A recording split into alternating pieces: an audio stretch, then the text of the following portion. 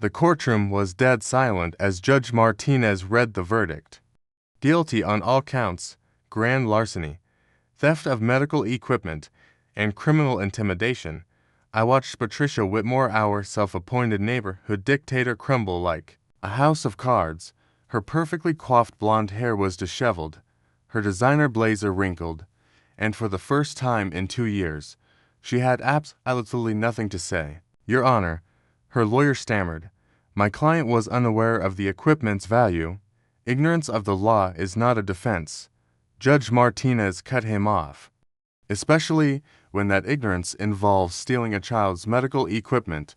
Patricia's mascara-streaked face turned toward me, pure venom in her eyes.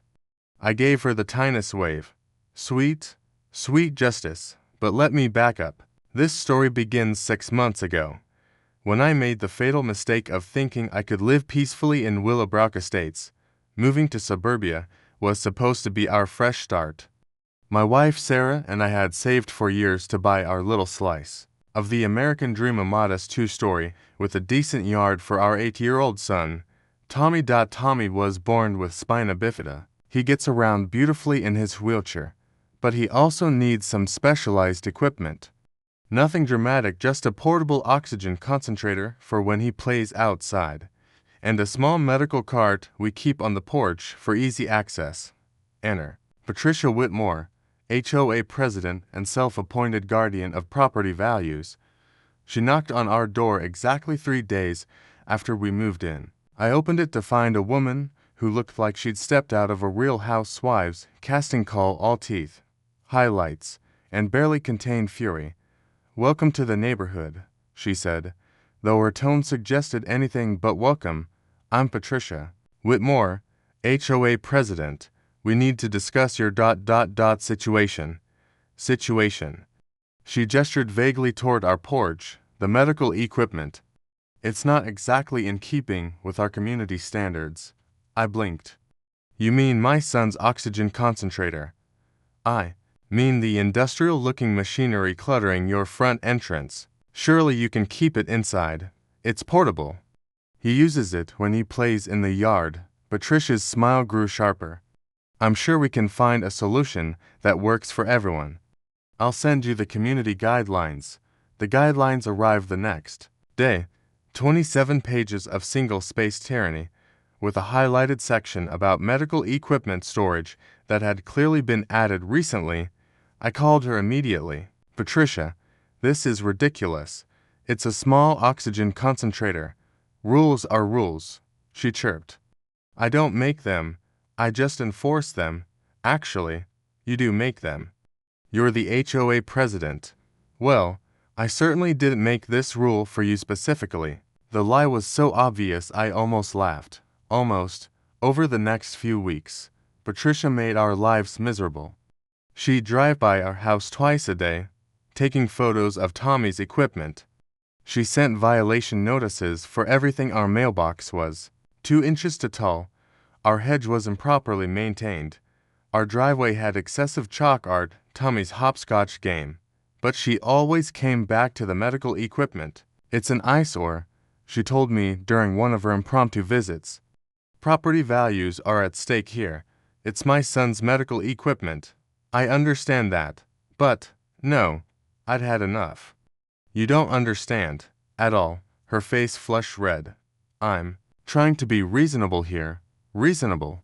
You've written us up 14 times in 3 weeks. Maybe if you just follow the rules you wrote specifically to target my disabled son." Patricia's mask slipped for just a moment. Pure malice flashed across her face before she composed herself. "I don't have to listen to this," she huffed. "The equipment goes, or we'll take further action." "What kind of action?" She smiled like a shark. "You'll see." The harassment intensified. Patricia recruited her cronies, a trio of bored housewives who treated the HOA like their personal mean girls club. They'd walk by our house in a pack, pointing and whispering. They'd schedule emergency HOA meetings to discuss our violations. Sarah started getting stressed. Tommy asked why the angry lady didn't like him. I was ready to sell the house and move. Then Patricia crossed a line I didn't even know existed. I came home from work to find Tommy crying on the porch. Sarah was on the phone with someone, her voice shaking. What happened? I asked. The concentrator's gone, Sarah said. And the medical cart? Gone. Tommy wiped his nose. The angry lady took them. Daddy, she said they were ugly and had to go away. My blood turned to ice. She took your medical equipment. She had 2 big men with her. Tommy continued. They put everything in a truck. I called Patricia immediately. It went straight to voicemail. I called again. Voicemail. On the 3rd try, she answered. Hello, she said, like she didn't know exactly who was calling. Where is my son's medical equipment? I'm sorry. What? You took my son's oxygen concentrator and medical cart. Where are they? Oh, that. The HOA had them removed for violations. They're in storage. You stole my son's medical equipment. I didn't steal anything. I had community property violations removed. It's not community property. It's my son's medical equipment. It was on community property, your porch, which is visible from the street. I could hear the smirk in her voice. She was enjoying this. Patricia, I need that equipment back. Now, submit a formal request to the HOA board. We'll review it at the next meeting. When is the next meeting? Next month. My son needs that equipment now. Should have thought of that before you violated community standards. She hung up. That night, I did something I should have done months ago. I researched Patricia Whitmore. Turns out, our HOA president had quite the colorful past. 3 previous neighborhoods, 2 lawsuits, and 1 very interesting criminal record involving wait for it theft of personal property. But here's the kicker. Tommy's oxygen concentrator, in just any medical equipment. It was a high-end portable unit that cost $12,000. The medical cart, another $3,000. In our state, theft of property valued over $10,000 is grand larceny, a felony. Patricia had just committed a felony against a disabled child. I called the police. Officer Martinez, no relation to the judge, was not amused when I explained the situation. She took her child's medical equipment. She says it was an HOA violation. She can't just take people's stuff. That's theft. I tried to explain that. Where is the equipment now? She claims it's in storage. Officer Martinez's expression darkened. We'll see about that. Patricia's reaction when the police showed up was ... memorable.